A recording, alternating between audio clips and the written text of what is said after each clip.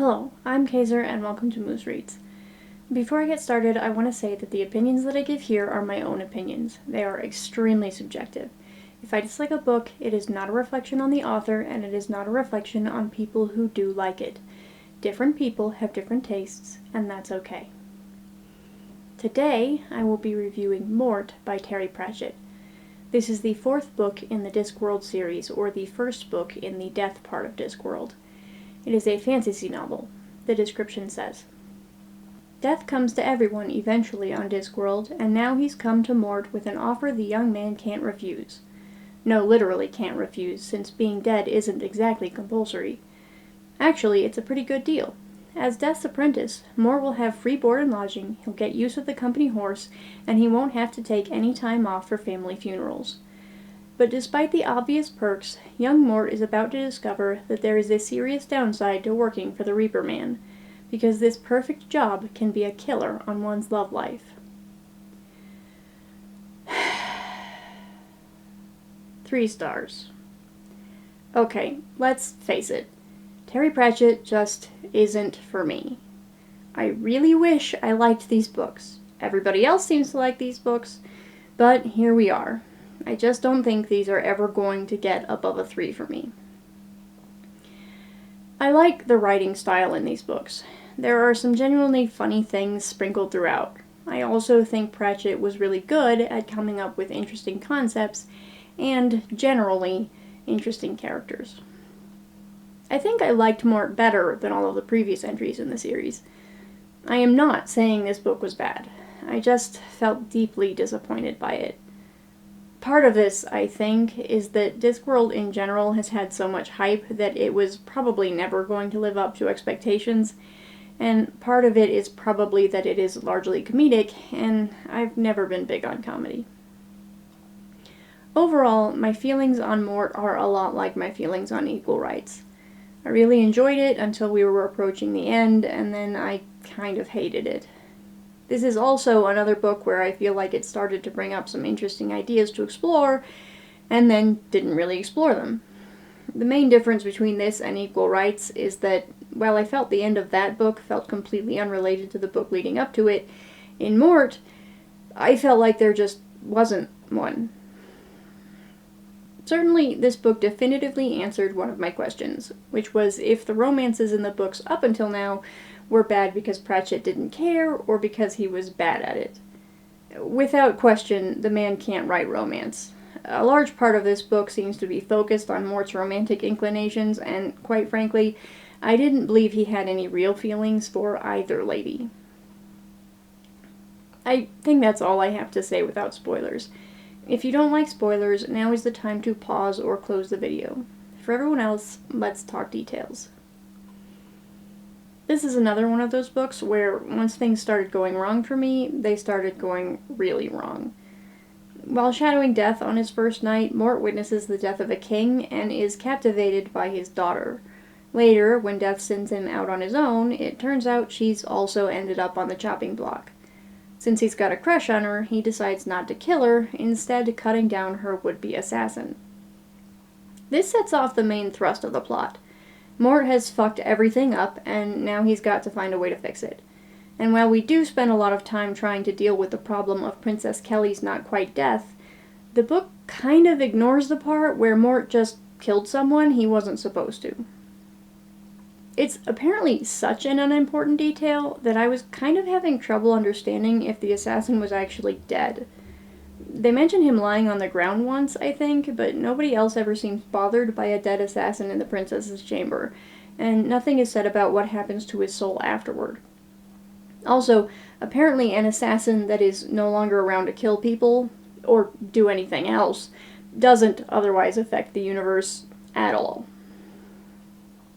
I don't think it helped my opinion of this book at all that I didn't like Kelly. Pretty much everything she said and did made her irritating at best, and there was nothing to indicate she would be a decent ruler. The whole plot revolves around her escaping her fate, and I just wanted the universe to correct itself. Maybe I'm projecting, but I didn't get the impression that Mort actually liked her either. He seemed indifferent at best the few times they actually conversed, and often came off as annoyed. By the end of the book, I was wondering why he was still trying so hard to save someone he didn't seem to like, but apparently he was under the impression that he loved her. The other love interest is Death's adopted daughter, Isabel. Would you like to know more about how Death came to adopt a young woman? I would, but this book doesn't feel the need to go into it. Maybe that happens in one of the later books. I don't know. Isabel starts out by immediately trying to bully Mort because she thinks Death brought him there to set them up. Once she decides that's not really a risk, she warms up a bit, and I honestly did feel the two of them had a little chemistry. I didn't think they had as much chemistry as Pratchett, though. At any rate, Death checks out for most of the book, trying to figure out what it means to have fun and relax. He manages to figure it out just in time for the climax, which is, once again, where my true dislike of this book begins.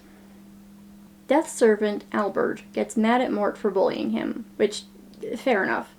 So he returns to the mortal realm to bully the wizards at the Unseen University into helping him summon Death. They yank Death out of his peaceful retirement, Albert whines about Mort, and Death suddenly gives a shit again. Mort, having realized he can't stop the bubble of reality closing in on Kelly, decides to bring her and her obnoxiously horny wizard to Death's house. Death is there waiting for him and challenges him to a duel for not being a good apprentice, I guess. Seems a little unfair, given that Mort was apprenticing for 1 day before Death fucked off to who knew where.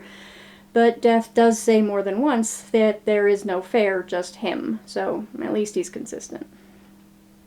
Bafflingly, Death decides to have this duel in the room filled with hourglasses representing the time people have left. Mort handles himself better than one might expect, but exactly as one would expect, several hourglasses become collateral damage. Given that changing fate is the big issue this book has centered around, it seems like this should have serious repercussions. Death wins, showing Mort the dwindling sand in his hourglass before just flipping it over. This sounds exciting and interesting. Why did he do that? What happens when he does that? What about those people they just accidentally killed? So, instead of really engaging with any of that, we just time skip to the conclusion.